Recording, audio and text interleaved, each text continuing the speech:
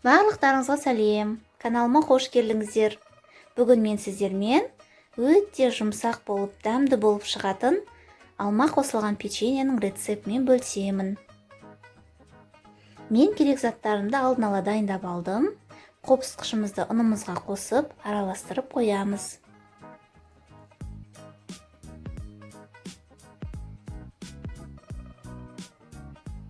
Алмаларымызды жуып, орташа етіп турап қоямыз.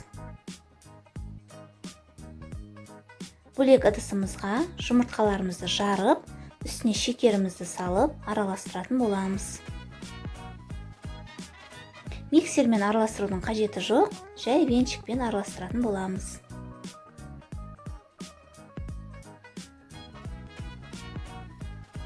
Шекеріміз кішкене ерігенше араластырып аламыз осылай.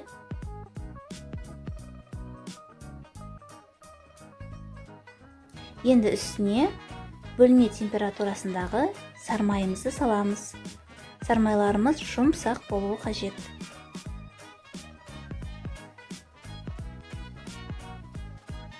Сармайымыз салып алдық. Енді оны тағы да венчикпен араластырамыз.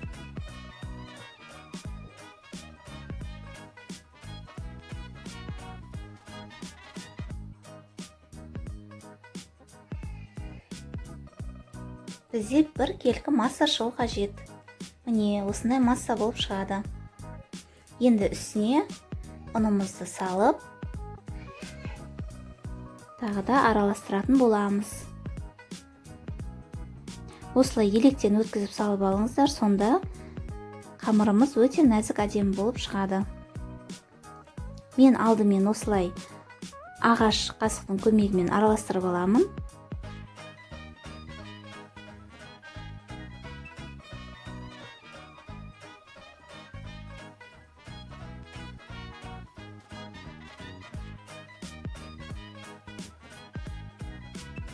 Енді қолымызбен қамырымызды илейтін боламыз. Осылай қамырымызды біріктіріп илеп шығамыз.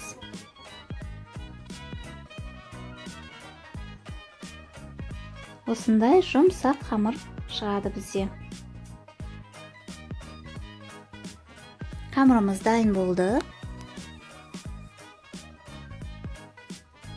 Енді туралған алмаларымызды үстіне салып, тағы да қасықпен араластырамыз.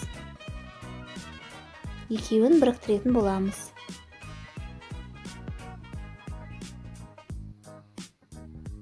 Пергамент жайылған табамыздың үстіне қасықтың көмегімен осылай салып шығамыз.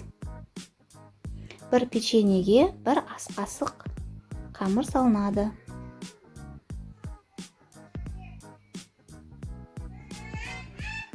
Барлығын осылай салып шығамыз.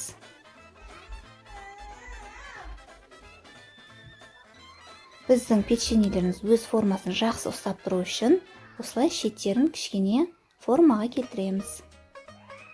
Енді 180 градуста қызып тұрған пеште 20-25 минут пісіріп аламыз. Міне, біздің печеньелеріміз пісіп шықты.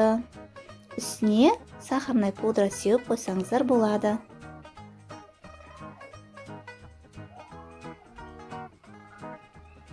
Бұл печеньелеріміз өте жұмсақ әрі дәмді болып шығады. Міндетті түрде жасап көріп, жақындарыңызды қуантыңыздар. Және лайк басып, тіркеліп кетуді ұмытпаңыздар.